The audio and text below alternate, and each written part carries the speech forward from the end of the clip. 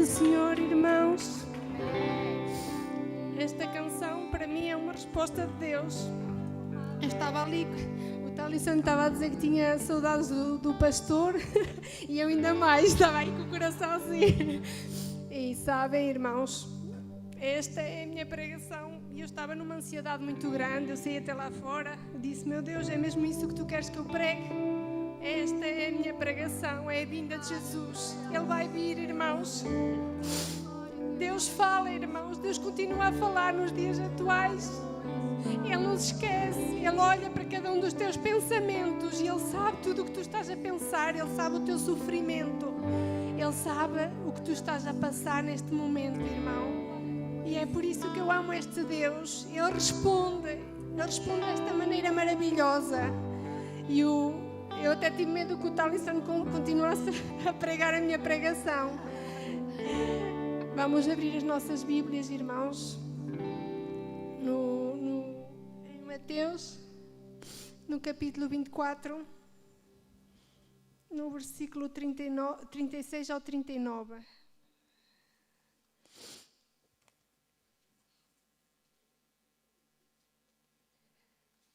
O nosso Deus é um Deus maravilhoso, irmãos. Vale a pena segui-lo.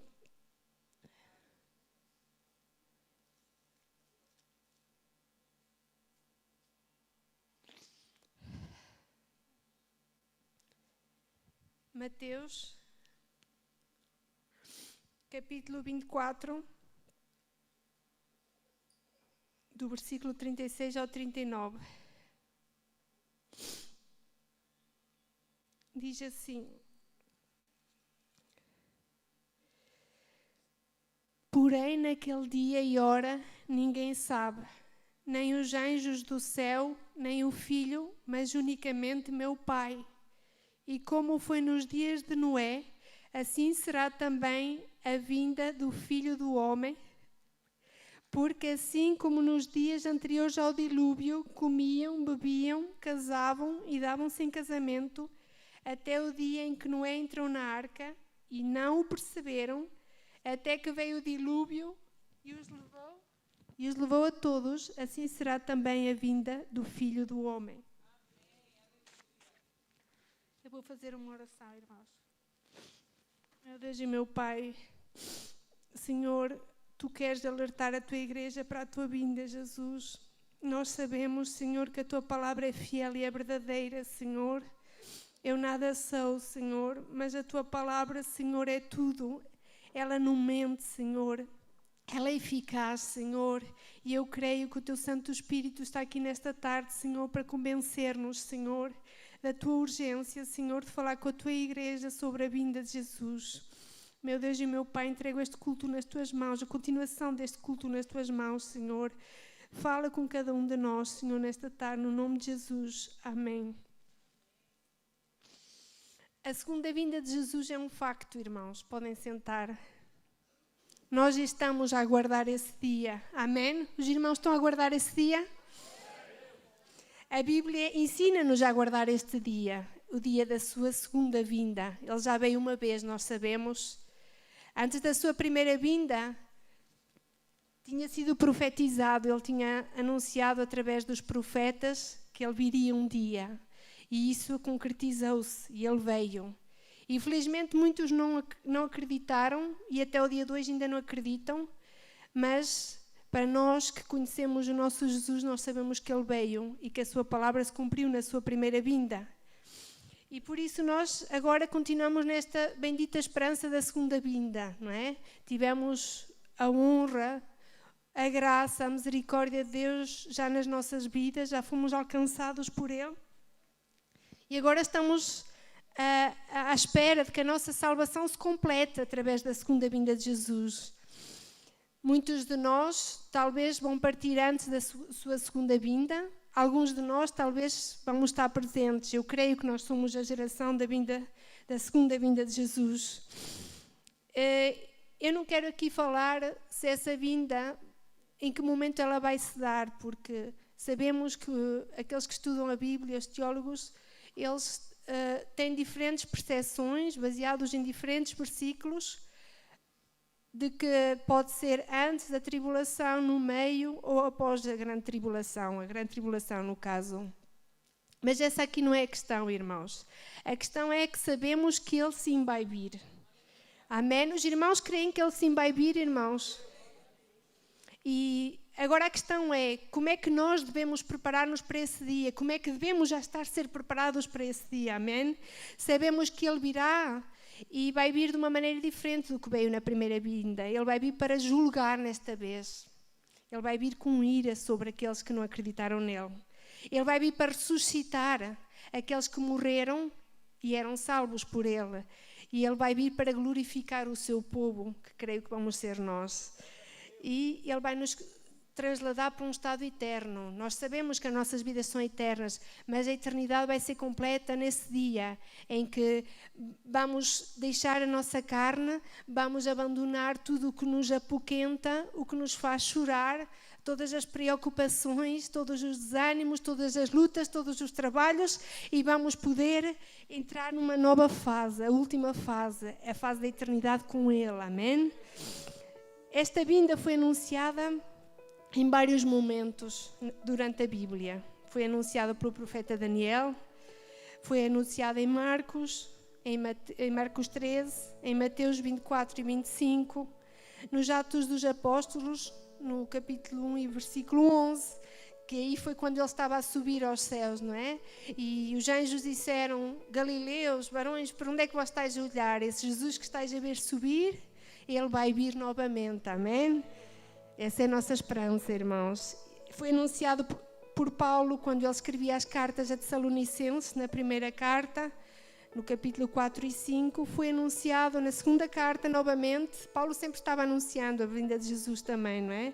No capítulo 2, na segunda carta aos Tessalonicenses. Foi anunciado por o apóstolo Pedro, na segunda carta também. E foi anunciada pelo escritor que escreveu aos Hebreus, no capítulo 9 e ainda no 12. Então, isto para nós é segurança, que esta vinda tenha sido anunciada várias vezes, não é? Porque às vezes quando ouvimos a voz de Deus uma vez ficamos na dúvida, mas Deus confirma-nos, não é? Mas aqui vários profetas, foi anunciada por profetas, foi anunciada por anjos e foi anunciada pelo próprio Jesus em Marcos e Mateus, não é?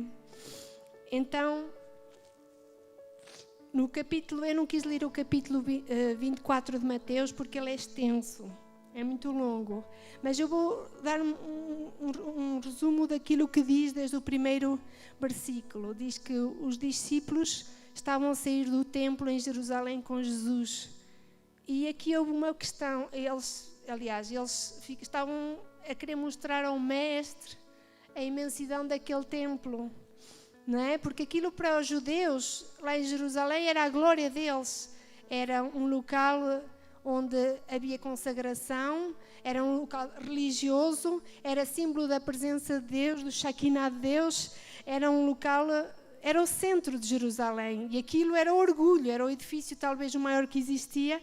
E eles, a sair do templo, os discípulos olham e dizem: Mestre, olha que edifício tão magnífico, olha este templo. E para a decepção deles, no versículo 2, Jesus disse: aqui não ficará pedra sobre pedra, não é? Parece que quando nós queremos quando queremos anunciar alguma coisa grande ao nosso mestre, o que nós pensamos que é grande para ele é zero, irmãos. E isto foi o que aconteceu aqui. Ele disse, e ele estava aí a falar numa profecia, não é? Que Jerusalém ia ser invadida e que iam destruir o templo. E ele então estava-lhes a anunciar. Ele estava a dizer aos seus discípulos: sabem uma coisa? Não olhem para as coisas como vocês estão acostumados a olhar. A grandeza que vocês veem com os olhos, às vezes não é assim. Às vezes necessitamos ver com olhos espirituais e não com os olhos da carne. Isto que parece algo importante, uma pessoa bem vestida importante, não olhem, não deem atenção à aparência das coisas. Isto era o que ele estava a dizer, Jesus, não é? Isto para Deus é zero, não é? Esse templo, nessa grandeza, tantos anos de construção, não vai ser nada e não vai ficar nada, não é? Então, no versículo 3 diz que eles, já de maneira privada, separaram-se e perguntaram a Jesus. Eles ficaram com algum tipo de interrogância, não é? Quando é que vai ser isso que vai acontecer? Quando é que vão ser os sinais da tua vinda e do fim do mundo?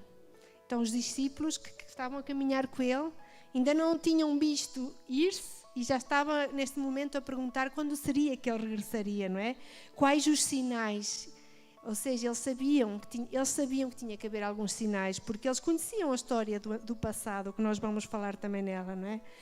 E no versículo 4 diz: acautelai-vos que ninguém vos engane. Jesus começou a dar assim essa resposta. Jesus está hoje a dizer-te, irmão, acautela-te que ninguém te engana. Amém?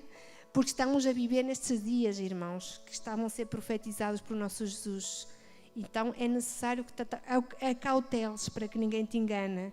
Muitos virão e enganarão a muitos, diz no 5. No 6, ele fala de guerras e rumores de guerras.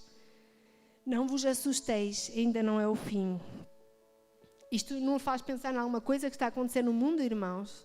Não há aí um cenário assim de que a qualquer momento pode explodir, a qualquer momento um governador louco pode começar uma terceira guerra mundial.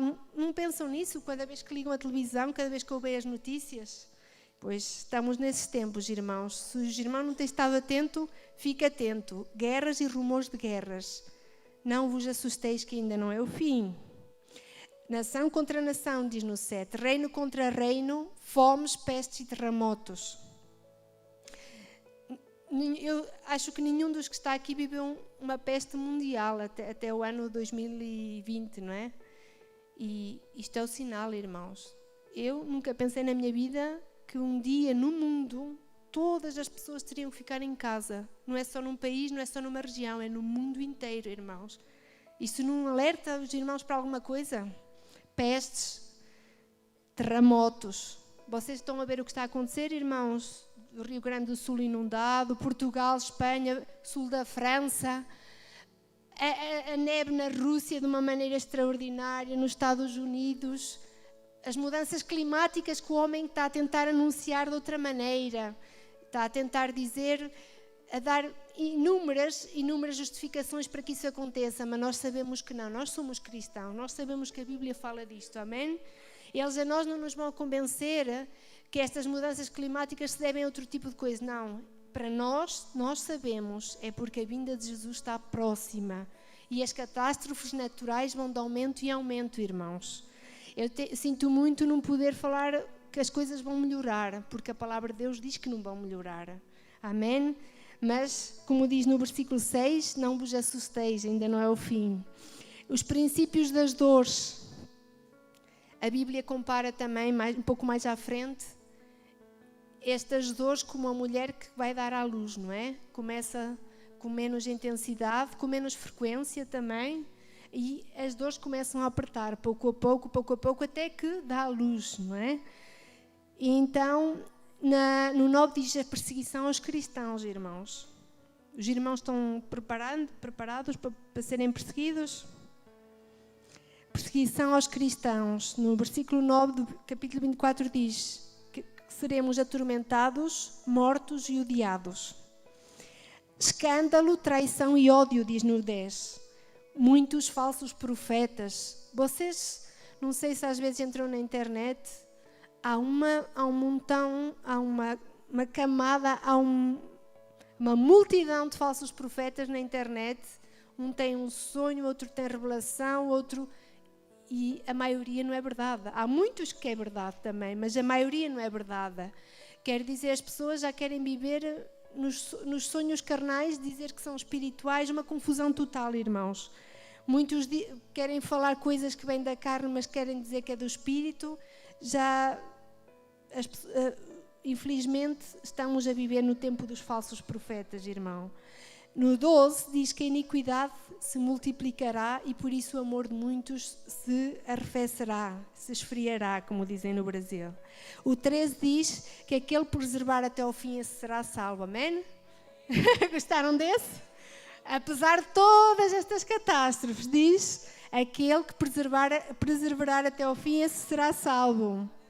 Amém? O Evangelho será pregado em todo o mundo e então virá o fim. Muitos dizem que este é o último dos sinais, o Evangelho pregado em todo o mundo.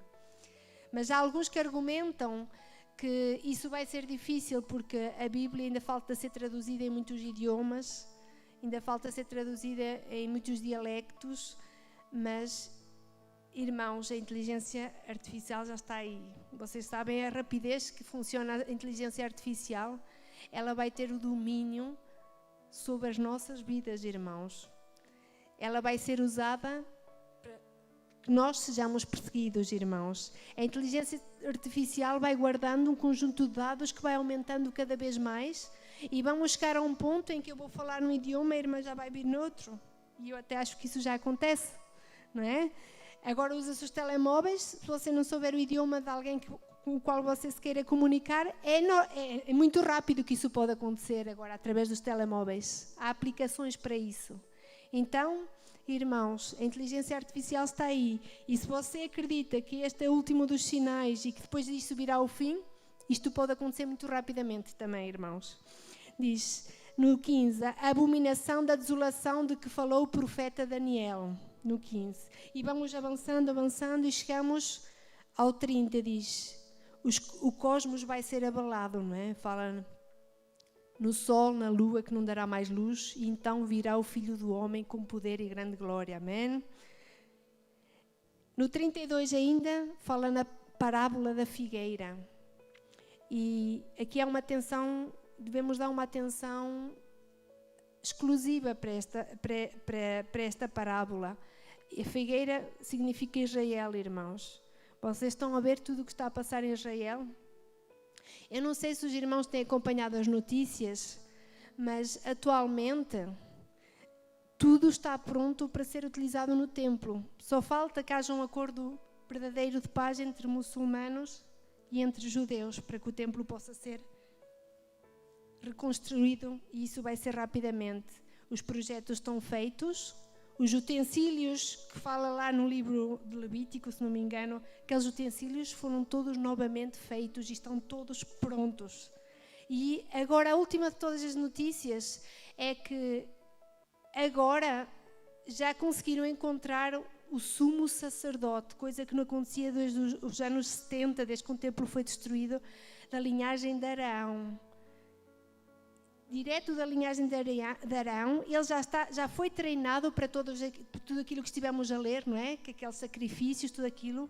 O novilho vermelho, que fala lá na Bíblia também, do sacrifício, já apareceu, já existe em Israel, já está a ser examinado para ver se tem ou não defeito, para os sacrifícios do templo. Então, irmãos, desde o ano 70, em que o templo foi destruído, não havia sumo sacerdote, irmãos. Estamos no ano 2026, irmãos. Agora existe o sumo sacerdote da linhagem de Arão, não é? Dos levitas. E isto tem que nos despertar de alguma maneira, porque o próprio Jesus disse, olhai para a figueira. Então ele está-nos a cada um de nós a mandar olhar para os sinais que estão a acontecer, irmãos. Isto não é a teoria da conspiração, irmãos. Isto é o mundo atual em que vivemos e as profecias a serem cumpridas, irmãos. Então, a intensidade de cada um destes sinais e a frequência com que se dão no mundo, desde os terremotos, as guerras, as pestes, todas estas coisas, está a ser cada vez aumentada, irmãos. Então, aqui, neste texto que nós lemos, Jesus diz, daquele dia e hora ninguém sabe, não há uma data, irmãos. Não acreditem se alguém lhe der uma data. Isso é mentira, porque a Bíblia diz que isso é mentira. Nem os anjos do céu, nem o Filho, mas unicamente meu Pai. Eu não sei se o nosso Jesus atualmente sabe esta data. Naquele tempo ele não sabia. Ele diz, nem eu sei, é o Pai que sabe. Diz, como foi nos dias de Noé, assim também será. Agora Jesus manda-nos a ter uma chamada de atenção especial para os dias de Noé. Então, o que é que aconteceu nos dias de Noé, irmãos? Diz, porquanto assim como nos dias anteriores ao dilúvio comiam, bebiam, casavam e davam-se em casamento até o dia em que Noé entrou na arca e não o perceberam até que veio o dilúvio e os levou a todos, assim será também a vinda do Filho do Homem. Irmãos, naqueles tempos, Noé, ele pregou durante 120 anos. Ele construiu uma arca, eles viam que a coisa não era só pregar, eles viam que ele estava a aplicar aquilo que pregava, ele queria. Havia uma notícia, havia um mandamento da parte de Deus, ele construiu uma arca durante 100 anos. Então, as pessoas daquela época, como na época atual, não acreditavam. Hoje podem nos tratar de maluquinhos se dizemos Jesus vai vir, irmãos. E igual, no tempo de Noé foi igual. E Jesus faz a comparação, assim como foi nesses tempos, assim vai ser antes da vinda do Filho do Homem, que é o nosso Jesus Cristo. Então, irmãos, as pessoas estão no mesmo estado de degradação, de corrupção moral. As pessoas conhecem talvez os sinais como conheciam os do tempo de Moisés, no tempo de Noé, conheciam a mensagem, sabiam que algo ia acontecer. As pessoas, mesmo que não creiam em Deus, eles veem que o mundo está perturbado. Sim ou não, irmãos? O mundo está perturbado. Hoje escutamos coisas que aqui há uns anos eu acho que ninguém escutava.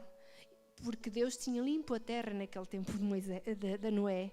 E tinha limpo a terra depois no tempo de Ló. Porque a iniquidade era muita, a perversão era muita. Mas hoje voltamos a esses tempos, irmãos. As pessoas foram-se corrompendo novamente. Então, naquele tempo Deus não era importante. Deus não era indispensável. As pessoas seguiam o rumo natural da vida. Porque aqui fala que elas se casavam, davam-se em casamentos, comiam e bebiam. Isso é pecado, irmãos? Não é pecado. O problema é que a distração era muito grande. O problema é que esse rumo natural da vida distraiu-os tanto que eles não pensavam mais em Deus. Não pensavam mais em fazer a vontade dele, não é? Então as pessoas começaram a ficar distraídas nas circunstâncias da vida. Como é que nós estamos vivendo hoje, irmãos? Será que a nossa correria é tão forte? Hoje existem aparelhos eletrodomésticos, carros, existem tantas maneiras de nos conseguir poupar tempo, mas ao mesmo tempo parece que a nossa vida cada vez corre mais rápido, sim ou não? Antigamente tinha que se lavar à mão, devia demorar mais tempo, tinham que andar a cavalo ou a pé as pessoas. Hoje vai cada vez as coisas avançando na tecnologia e cada vez parece que temos menos tempo para fazer as coisas e a correria é cada vez mais forte, não é, irmãos? Então, como o rumo natural da vida corria naquele tempo sem Deus. No tempo atual, tantos aí fora, e eu espero que seja só aí fora, andam num rumo desenfreado, de distração total. Hoje a tecnologia é tão grande que a própria tecnologia nos pode levar a distrair, não é? Nós acordamos logo com o despertador do nosso telemóvel. Então nós, ao ir ao telemóvel, podemos ver logo notificações, podemos começar logo na distração. E por isso Deus está-nos a mandar este alerta, irmãos. Como foi naqueles tempos, que não seja outra vez, que não volte a acontecer. Nós não temos que ser apanhados desapercebidos, como diz a palavra de Deus. Amém? Vamos então ler um bocadinho de Gênesis, no capítulo 6, do versículo 5 ao 9.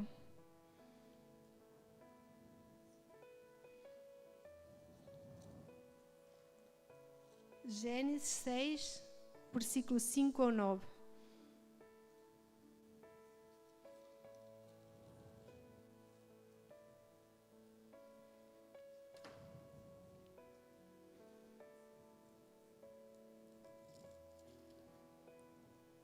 Diz assim: E viu o Senhor que a maldade do homem se multiplicara sobre a terra e que toda a imaginação dos pensamentos do seu coração era só má continuamente. Então arrependeu-se o Senhor de haver feito o homem sobre a terra e pesou-lhe em seu coração. E disse o Senhor: Destruirei sobre a face da terra o homem que criei, desde o homem até ao animal, até ao réptil e até à ave dos céus, porque me arrependo de os haver feito. Noé, porém, achou graça aos olhos do Senhor. Estas são as gerações de Noé. Noé era varão justo e reto em suas gerações. Noé andava com Deus. Então, naquele tempo, eles maquinavam continuamente o mal. E não é assim igual nos dias de hoje? Vocês viram aquela notícia daquele rico naquela ilha, até a ilha tem o nome dele, Ilha de Epstein, essas coisas até ouvi-las dá quase vômitos, aquilo que acontece ali. Os magnatas do mundo, estas pessoas que pensam que podem comprar o mundo inteiro, pobrezinhos, miseráveis, não é? Eles vão perder a sua alma, infelizmente, se não se converterem ao nosso Deus. As pessoas estão a olhar para as coisas materiais, atualmente, como nunca antes. Aliás, como antes, como no tempo de Noé. Mas aqui há uma característica de Noé que devemos nós adaptá-la para nós. Diz Noé, no versículo 8, achou graça aos olhos do Senhor.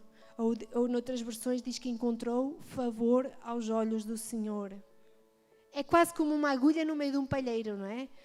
Uma geração tão pervertida, tantos homens que continuamente maquinam o mal, mas havia um no meio de tantos, imagino, porque aqui já se tinha multiplicado muito a raça humana.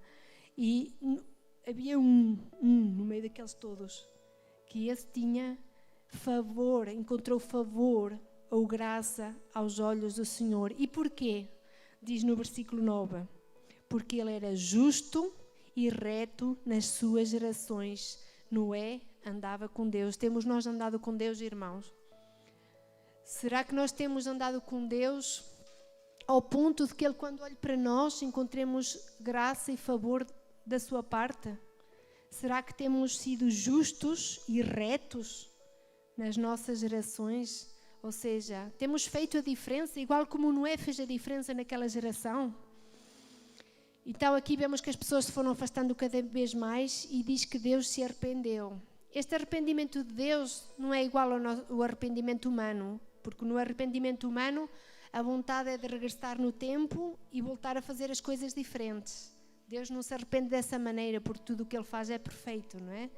Mas aqui este arrependimento que fala aqui no versículo 6, é um arrependimento de que Deus teve tristeza. Deus olhou para o ser humano e teve tristeza por eles. Também recusou até continuar com estes seres humanos tão perversos, não é? E por isso é que ele fez um propósito para que essas coisas terminassem, não é?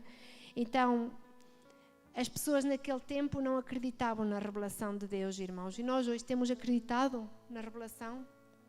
Temos acreditado na palavra de Deus, irmãos? Ou acreditamos em algumas partes só?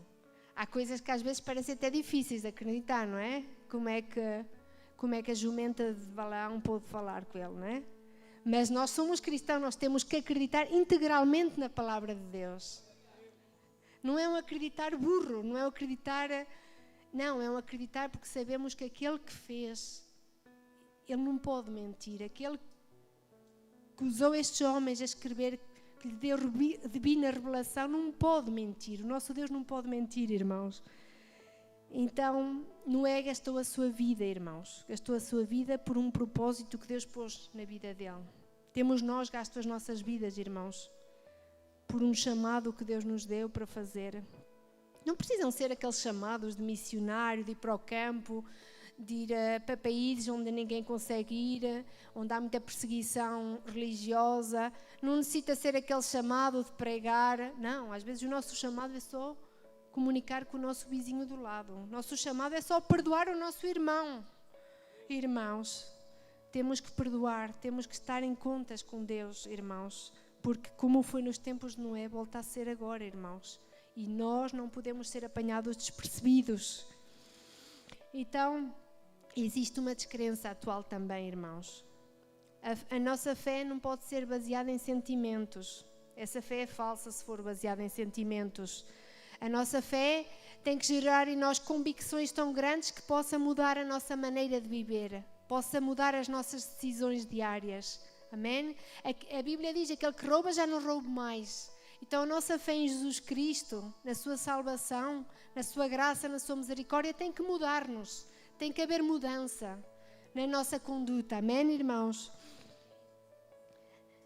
Eu creio que talvez no tempo de Noé, em que ele pregava a estas pessoas todas, talvez alguns até acreditaram por algum tempo. O problema foi que os anos começaram a passar e eles não viam nada, não é? E será que não volta a ser igual nos tempos atuais? Tantos cristãos que já caminharam com Cristo, que acreditaram na sua vinda. E hoje onde estão, irmãos? Onde é que estão esses cristãos? Será que aquelas pessoas que acreditaram em Noé naquele tempo, quando Noé estava a transmitir a vontade de Deus para a vida deles, para que pudessem ser salvos numa arca, será que essas pessoas não tiveram influência de fora? Influência de outras opiniões? Será que não se disseram, nós somos a minoria, talvez a maioria tenha razão, não é? Às vezes nós temos que também vigiar, não vai ser que sejamos influenciados por vozes que vêm do maligno, por vozes que nos querem tirar a fé. Amém?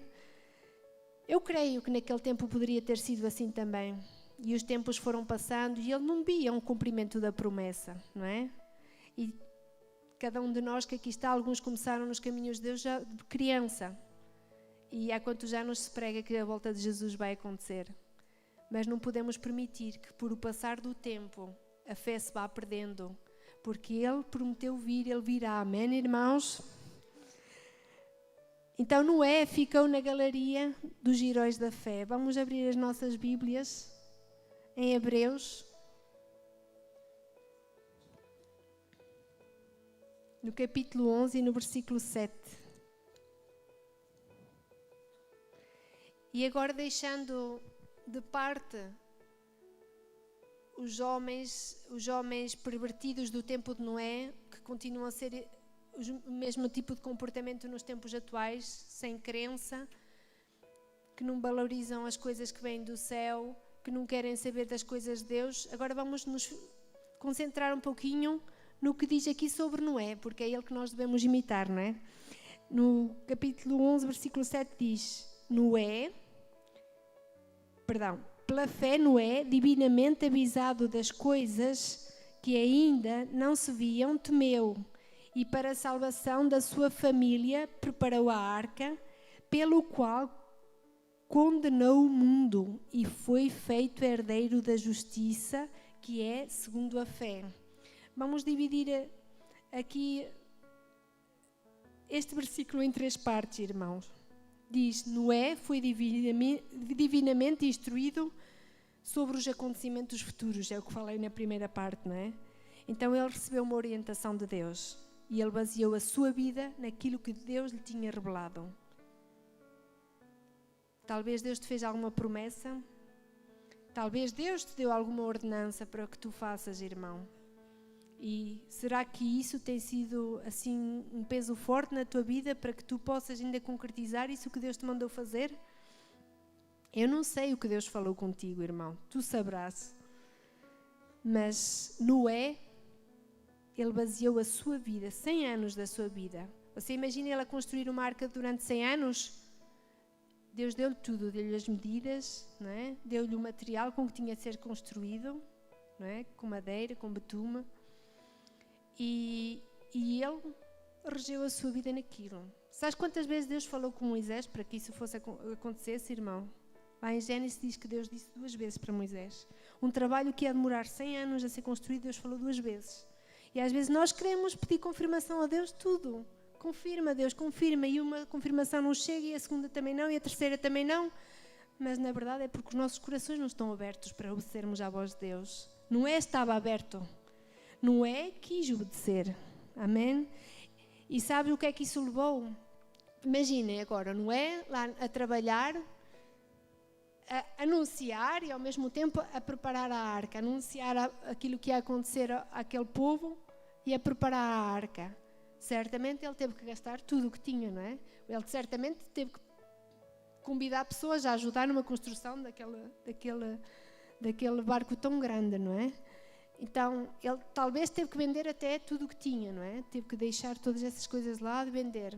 Só que a recompensa dele foi qual, ao final de tudo isso, irmãos? Ele foi salvo e salvou a sua família. Na segunda parte diz, para a salvação da sua família. Será que nós estamos a inverter o nosso tempo na nossa salvação e na salvação da nossa família, como fez Noé?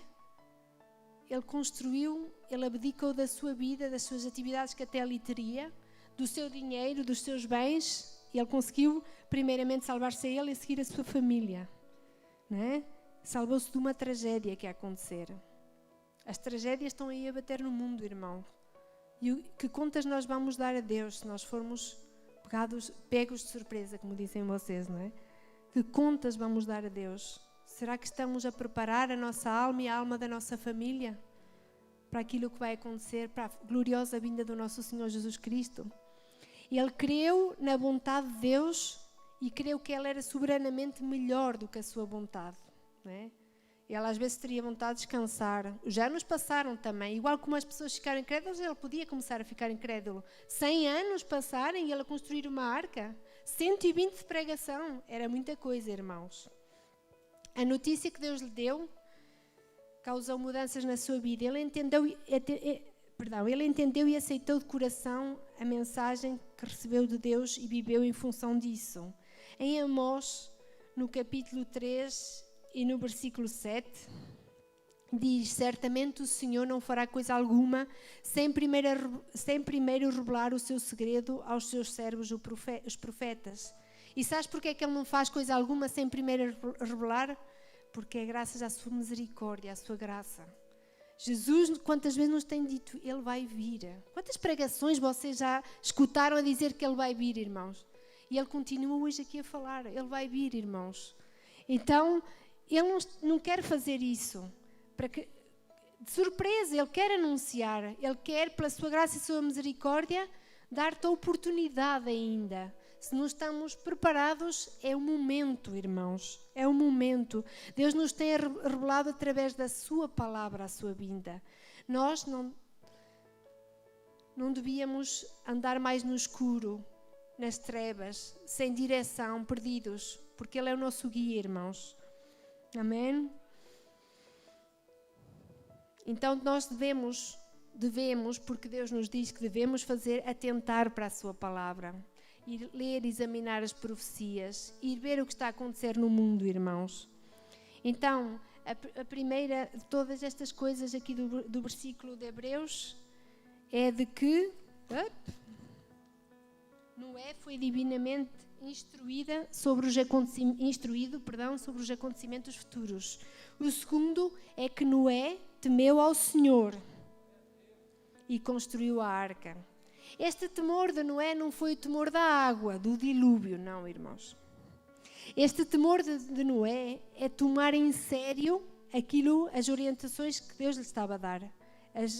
Então, é saber que Ele é fiel e que se Ele falou, aquilo vai acontecer mesmo. Esse é o temor dos servos de Deus, não é o medo. Ele podia ter medo do dilúvio, mas eu acho que ele não teve nenhum medo do dilúvio que ia acontecer. Ele teve temor de não fazer exatamente como Deus estava a mandar. Esse é o temor que nós devemos ter na nossa vida, irmãos. Então, investiu tempo, talentos e recursos, como eu já disse. Em Mateus, no capítulo 6 e no versículo 21, diz assim: onde estiver o teu tesouro, aí estará também o teu coração. Então, irmãos, onde estiver o nosso tesouro, eu não estou a dizer, irmãos, que vocês não podem ter uma casa. Não, isso é uma bênção. Que bom se vocês tiverem uma casa para viver. Não possam ter um carro confortável. Isso é uma bênção, irmãos. Mas isso não pode passar a prioridade. No culto passado falámos prioridade, não é? Não pode ser prioritário com respeito às coisas de Deus, irmãos. A nossa vida, a nossa alma tem que ser a nossa prioridade, irmãos. Amém? Podemos vestir-nos bem, podemos ter conforto, podemos ter casa, podemos ter carro. Podemos, não há nenhum problema, não é pecado. Casavam, davam em casamento, comiam, bebiam, isso não é pecado. O pecado é priorizar essas coisas ao invés de priorizar as coisas de Deus. Amém? Então não esperamos que a ira de Deus comece a se derramar para querer fazer algo pelas nossas vidas, porque nesse tempo não vai haver tempo, irmãos. As portas vão se fechar. A porta da arca diz que esses homens que escutavam Noé falar tiveram a oportunidade até que Noé entrasse na arca e até a porta fechar. A porta foi fechada pelo próprio Deus. Jesus Cristo é a nossa arca, irmãos. Nós estamos a habitar dentro dessa arca que é Jesus Cristo. Ele disse que Ele era a porta também. Eu sou a porta. Aquele que entrar por Ele terá a vida eterna, irmãos. Nós somos bem-aventurados por poder estarmos aqui neste momento, nesta hora, a ouvir esta palavra, irmãos. Não é que seja eu a dar, eu não sou nada, mas esta é a palavra de anúncio da vinda de Jesus Cristo, irmãos. Então, e a terceira coisa que diz lá em Hebreus, diz que Noé foi herdeiro de justiça.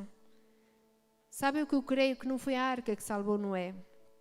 Ele não era engenheiro náutico ou naval. Vocês acham que ele sabia construir uma arca? Talvez, se ele seguisse bem as recomendações de Deus para construir a arca, talvez ela fosse muito consistente para aquilo poder tardar tantos meses. Aquilo andou lá 5 meses, em água, irmãos, com ondas, com tanta coisa. Mas eu não creio que foi a arca que salvou Noé. Foi a graça do nosso Deus que se o salvou. Porque Deus olhou para Noé e Deus disse, ele teve prazer em fazer aquilo que eu lhe mandava. Ele obedeceu. E essa foi a base, a chave. Foi a obediência de Noé. E por isso Deus guardou a ele e a sua família. 8 pessoas, né? A palavra diz que era ele, a sua esposa, os seus filhos e as suas noras, né? Então, meus irmãos, ele era herdeiro de justiça e nós somos herdeiros de Cristo, que Hebreus diz que é herdeiro de justiça. Herdeiros de Deus com herdeiros de Cristo, como diz a palavra. Em Gênesis, no capítulo 9, quando a arca começou a descer, as águas começaram a ir-se, diz que apareceu o arco, não é? O arco por cima da arca. E isso significava um símbolo de aliança, irmãos. Deus tem feito uma aliança conosco também, irmãos. Deus chamou-nos, e não foi por pouca coisa, irmãos. Deus chamou-nos para ter uma aliança conosco. Temos nós honrado a aliança que Deus nos deu, irmãos. Agora eu vou ler no livro do Apocalipse. É interessante. Fala no mesmo arco em Apocalipse. No capítulo 4, do versículo 1 ao 3.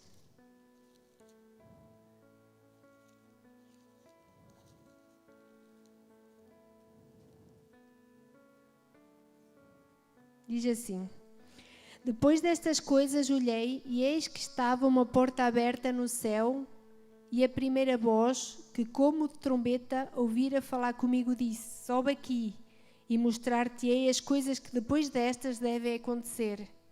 E logo fui arrebatado em espírito, e eis que o trono estava posto no céu, e um assentado sobre o trono.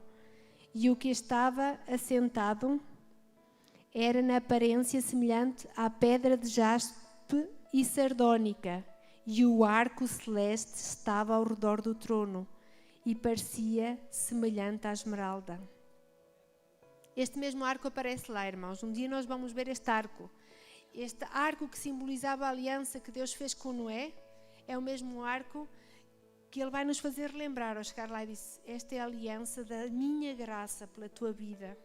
É pela sua graça que nós vamos entrar nesse lugar, irmãos. E isso é o que quer dizer. Eu creio de todo o meu coração que Deus vai nos mostrar esse arco, vai dizer: esta é a aliança que fiz contigo na terra. E por isso, pela minha graça, tu conseguiste entrar aqui. Amém? Ele renova a sua graça nas nossas vidas, irmãos. Em Lucas, no capítulo 17, o versículo 26 ao 30, narra a mesma história, mas eu queria acrescentar algo mais. Vamos ler também, irmãos.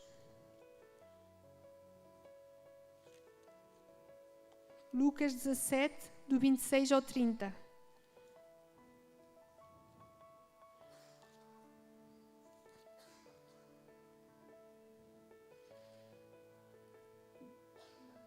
Diz assim: e como aconteceu nos dias de Noé, assim será também nos dias do Filho do Homem.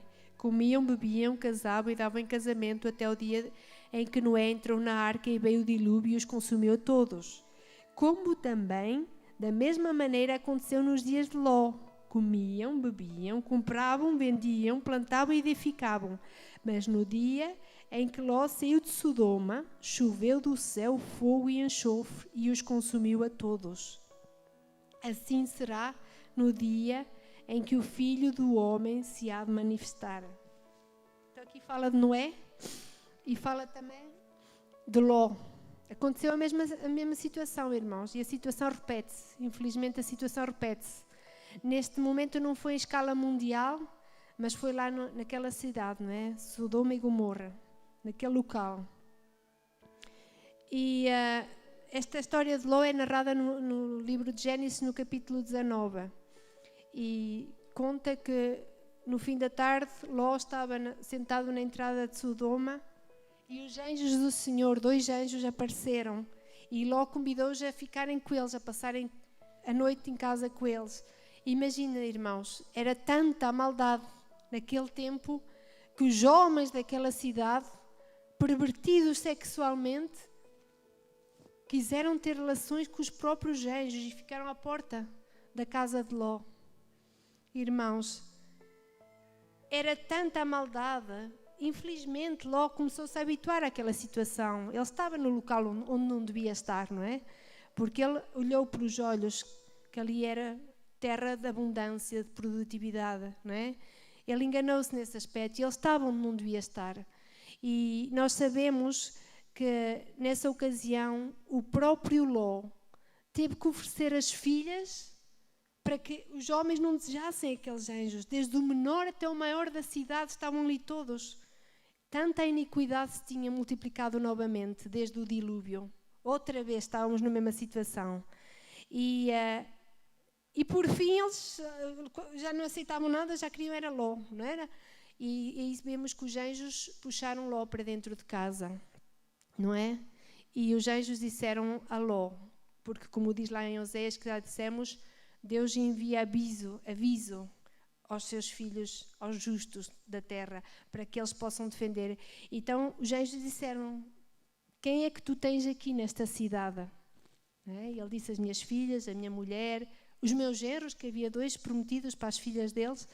E o que é mais, assim, uma coisa que me impressionou nesta história, irmãos, é que os genros de Ló tiveram a oportunidade de escapar daquela situação. E no versículo 14 desta história diz, então saiu Ló e falou aos seus genros, aos que haviam de tomar as suas filhas, e disse, levantai-vos, saí deste lugar, porque o Senhor há de destruir a cidade. Foi tido, porém, por zombador aos olhos dos seus genros. Às vezes, irmãos, nós estamos no lugar correto. Aqueles 2 rapazes tinham tido a bênção de ter entrado numa família que aos olhos de Deus tinha achado graça, não é? Às vezes nós podemos ser abençoadores, canal de bênção para aqueles que nos rodeiam, não é? Aqueles que nos rodeiam têm que estar na nossa casa confiados. Amém, irmãos? Temos que ser essa bênção. E Ló era essa bênção para aqueles rapazes. Eles iam casar com as filhas de Ló, o justo daquela cidade, o único homem justo naquela cidade, não é? E eles estavam, e apesar de tudo, irmãos, aconteceu aqui isto que me deixou assim comovida. Ele foi tido por zombador aos olhos dos seus genros. E sabe o que é mais triste nesta história, irmãos?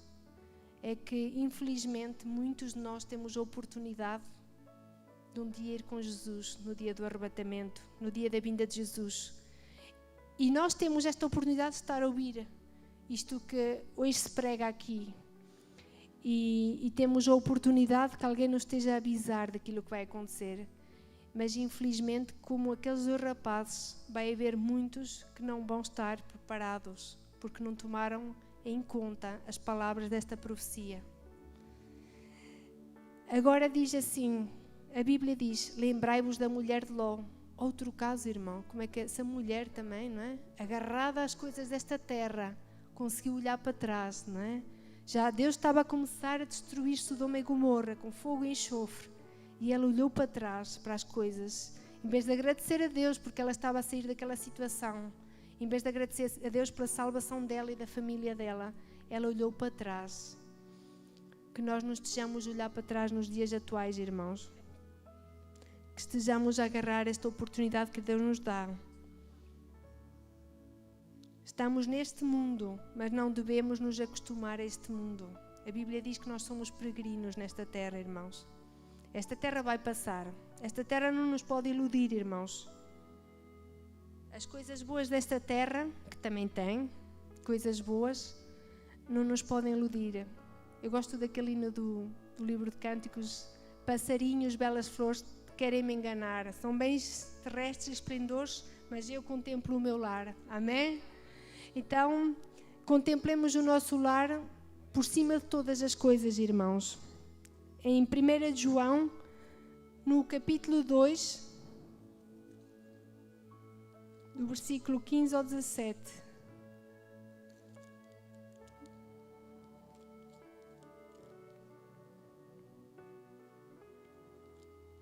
Diz assim: não ameis o mundo nem o que no mundo há. Se alguém ama o mundo, o amor do Pai não está nele. Porque tudo o que há no mundo, a concupiscência da carne, a concupiscência dos olhos e a soberba da vida não é do Pai, mas do mundo. E o mundo passa, e a sua concupiscência, mas aquele que faz a vontade de Deus permanece para sempre, irmãos. Isto é para nós, irmãos. Não amemos o mundo nem o que no mundo há. Porque o mundo vai passar, tudo aquilo que vemos vai passar. Mas isso é uma boa notícia, irmãos. Porque neste mundo temos mais aflições do que coisas boas, sim ou não, irmãos? Eu não sei se eu sinto assim diferente de todos, mas eu sinto muitas penas neste mundo, muitas dificuldades. Olhamos para o lado, a nossa família nem sequer está salva, irmãos. É triste, há doenças, há pessoas que zombam da nossa vida, não é? Que nos fazem injustiça. E a nossa própria carne quer nos vencer também pelo pecado, não é? Então é uma luta constante este mundo, irmãos. Mas aqui diz: o mundo passa e a concupiscência, mas aquele que faz a vontade de Deus permanece para sempre, irmãos.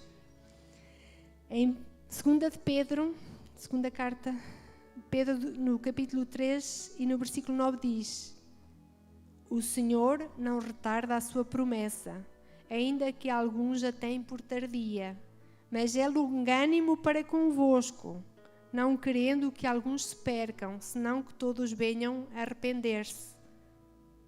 Ele é longânimo, irmãos. É por isso que ainda estamos aqui. É porque ainda há pessoas para salvar também da nossa família, irmãos. Mas não tenhas a promessa de Deus por tardia. Continua a viver nessa esperança, irmão. Pode ser hoje, pode ser amanhã. Podemos não sair daqui nesta tarde, irmãos, e ir diretos para a glória, amém? Então, diz assim também, havendo de parecer todas estas coisas, que pessoas vos convém ser em trato e em piedade. Que tipo de pessoas nos convém ser? Se a ira de Deus está a aproximar, as portas estão para fechar, irmão. A misericórdia de Deus está para terminar. A graça dele está para acabar. Que pessoas nos convém ser em trato e piedade, aguardando e apressando-vos para a vinda do dia de Deus. Aguarda, continua a aguardar, irmão. Apressa os teus passos para fazer a vontade dele o quanto antes. Amém? Se há por aí algum pecado que ainda não foi confessado, algum perdão que ainda não foi liberado, se há por aí alguma coisa que tu ainda não conseguiste deixar do amor a este mundo, então temos a oportunidade. Faz o quanto antes, irmão. Se há por aí alguma coisa que ainda quer te convencer de que não é assim, repreende esse pensamento, irmão. Temos que chegar lá juntos, irmão. Temos que viver em unidade também, irmãos. Não tenhas em conta se alguém te ofendeu, irmão, perdoa. Às vezes o perdão pode ser a falta de perdão pode ser uma coisa que nos vai embarrar, que nos vai fazer tropeçar nesta terra. Talvez tu faças tudo correto, mas há por aí uma falta de perdão que tu ainda não livraste, irmão. Perdoa, vais-te sentir livre nesse dia, irmão. Em Hebreus, no capítulo 9, o versículo 27 e 28.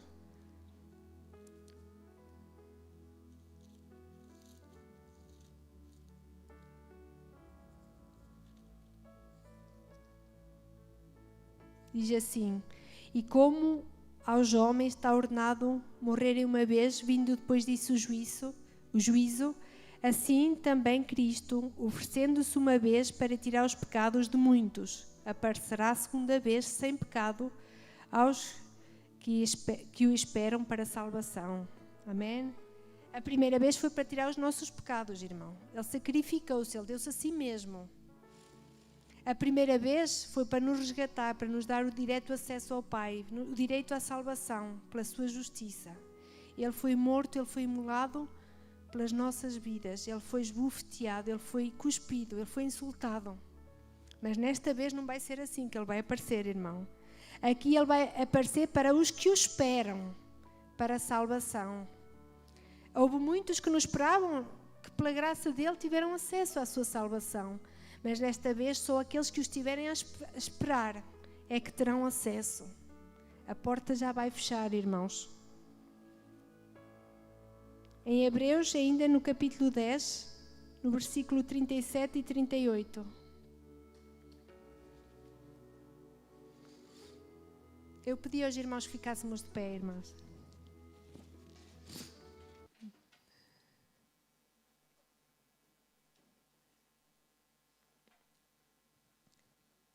Diz assim: mas o justo viverá da fé, e se ele recuar, a minha alma não terá prazer nele.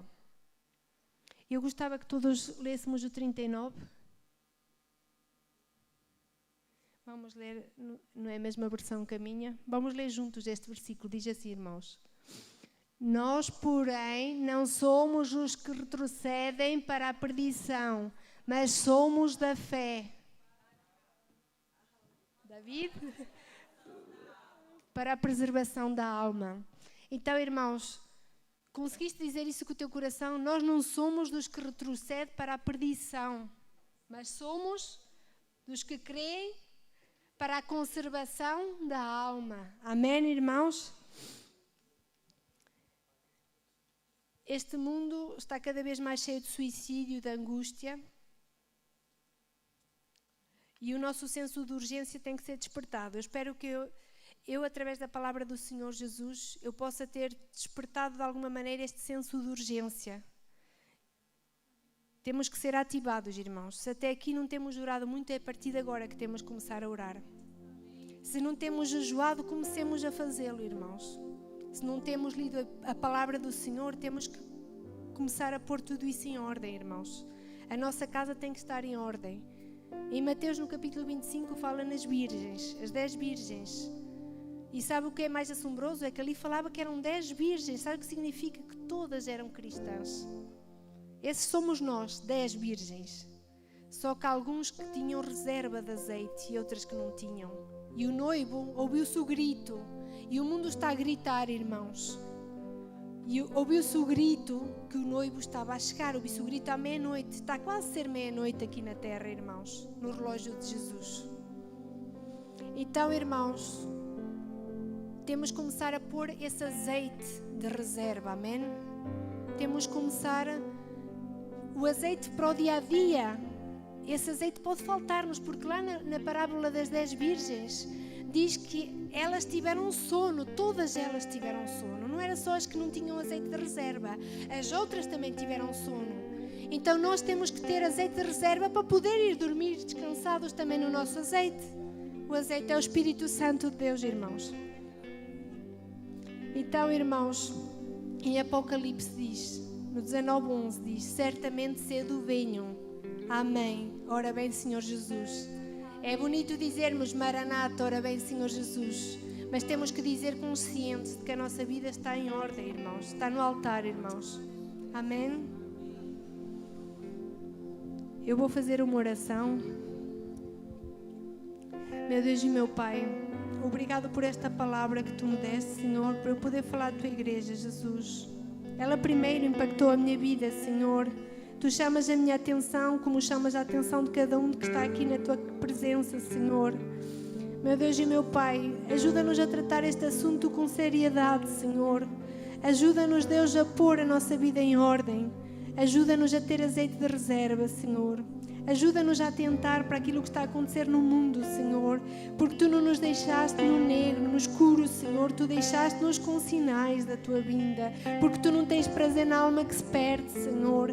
Tu queres que todos venham ao conhecimento da Tua palavra, Senhor, e alcancem pela Tua graça e misericórdia a Tua salvação, Senhor. Nós sabemos que um dia Tu vieste humildemente à terra, Senhor. Tu vieste a humilhar-te, Senhor, a suportar a dor e a afronta. Mas desta vez nós sabemos que não vai ser dessa maneira, Senhor. Tu vais vir como um Rei glorioso, cheio, Senhor, de poder e de justiça, Senhor. E Tu vais governar para todo o sempre, Senhor. Ó Senhor Jesus, nós sabemos, Senhor, que Tu vais vir como triunfo nas Tuas mãos para dar à Tua igreja, Senhor. Nós sabemos que vais vir também com ira para aqueles que não obedeceram, Senhor Jesus. Ajuda-nos a estar preparados, Senhor, para esse dia, Senhor. Prepara as nossas vidas, revela no Espírito Santo aquilo que nós temos que transformar ainda, mudar ainda, Senhor. Obrigado pela oportunidade, Senhor. Obrigado por tudo o que Tu nos dás, Senhor. Tu és um Deus perfeito, Senhor, que nos amas de uma maneira tal, Senhor, que nos alertas, Senhor. Oh, meu Deus e meu Pai, ajuda a cada um dos que aqui estamos, Senhor, a tomar em conta como tomou Noé, Senhor, as Tuas considerações, Senhor.